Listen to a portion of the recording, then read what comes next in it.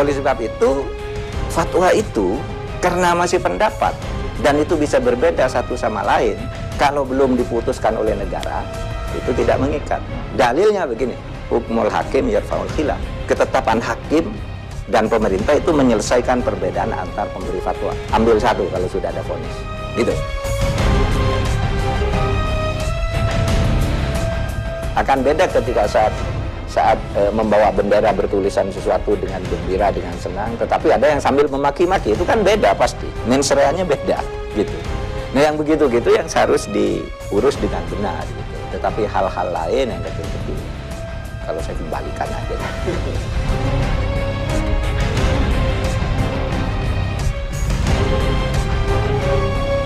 Dengan pesimis terus, Mas Indiarto, mari kita yang bagus-bagus nih kita rawat, kita kembangkan gitu. Pokoknya harus dibentuk satu gerakan nasional untuk mensosialisasikan lagi Pancasila dan Undang-Undang Dasar di tengah-tengah masyarakat. Di hukum diombang-ambingkan oleh perkembangan politik. Pemirsa, nama Profesor Mahfud MD memiliki arti penting ketika kita bicara soal konstitusi. Beliau juga memiliki perhatian untuk urusan politik dan sekaligus sebagai orang penting di tubuh NU, kita banyak bicara soal keagamaan, bahkan masalah sosial. Kita ingin tahu kondisi terakhir apa yang bisa beliau sampaikan, mengingat bahwa kita tentu saja akan mengalami begitu banyak persoalan sosial kemasyarakatan. Prof, terima kasih telah bersama kami. Terima kasih Pak Indri.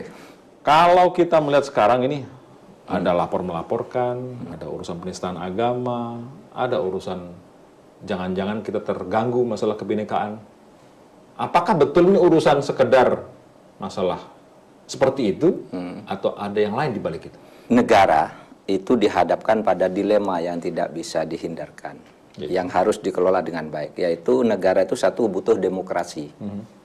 Artinya biar setiap warga masyarakat itu mempunyai peluang untuk menyatakan sikap dan mengajukan aspirasinya, itu demokrasi, termasuk berpendapat, berorganisasi. Tapi di satu pihak perlu integrasi. Integrasi itu keutuhan. Ini dua-duanya penting. Kalau gagal kelola negara bisa hancur. Ya. Apa? Karena keduanya ini bertentangan. Demokrasi itu ingin membebaskan, integrasi itu ingin mengekang. Bagaimana bisa mengartikan keutuhan itu bertentangan? Bukankah itu bisa saling mendukung sebetulnya? Enggak, yang satu ingin membebaskan, yang satu ingin mengekang. Yang satu pokoknya rakyat bebas, tapi yang satu bilang, oh jangan, ini jangan terlalu bebas. Ini negara ini harus bersatu, jangan pecah gitu.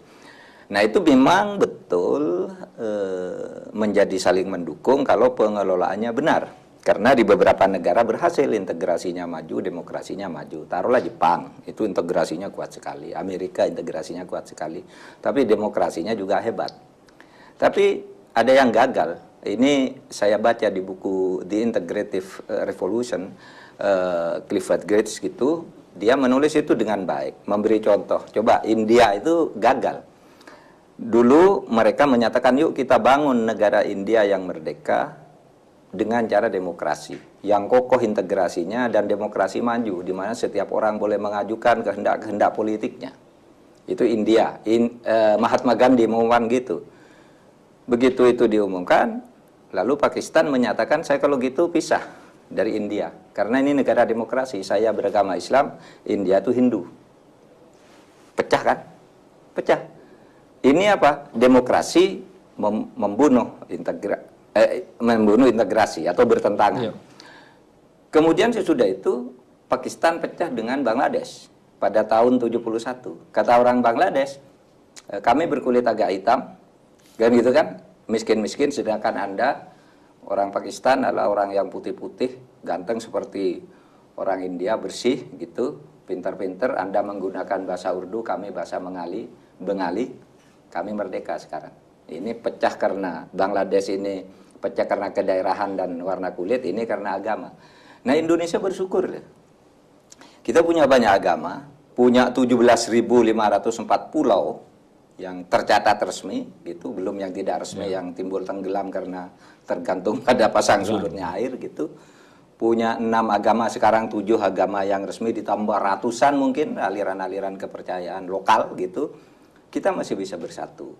Nah, oleh sebab itu saya kira kemampuan mengelola ini sekurang-kurangnya ini dulu sudah pernah dibuktikan oleh Pak Harto, Bung Karno, dan seterusnya. Menjaga ini sehingga disintegrasi itu bisa dijaga, malah kita solid di masa-masa itu. Nah, sekarang gangguan seperti itu muncul lagi. Orang sudah mulai bertentangan karena perbedaan agama. Yang kecil, relatif kecil maksudnya. Iya, kan mulai muncul kan sekarang. Orang, ini menghina agama saya, yang ini ras, maaf misalnya, ini Cina dan sebagainya.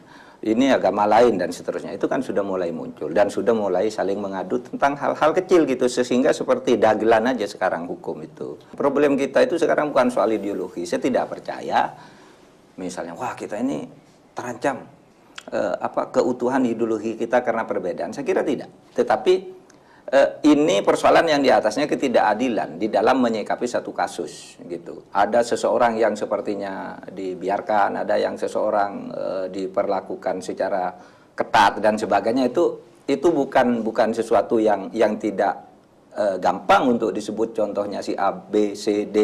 Kasus-kasus model begitu kita bisa dengan gampang yang menimbulkan masyarakat tuh merasa ini ada masalah, ini keadilan. Kalau ini yang jadi gitu memimpin, ini bahaya, ini kita tidak diperlakukan adil. Lalu begitu masif gerakan tumbuh dari bawah. Dan itu sebenarnya, oleh sebab itu bagi saya kuncinya udahlah tegakkan hukum, konstitusi dan keadilan secara tanpa pandang bulu. Itu obat di mana-mana. Tuh pokoknya harus dibentuk satu gerakan nasional untuk mensosialisasikan lagi Pancasila dan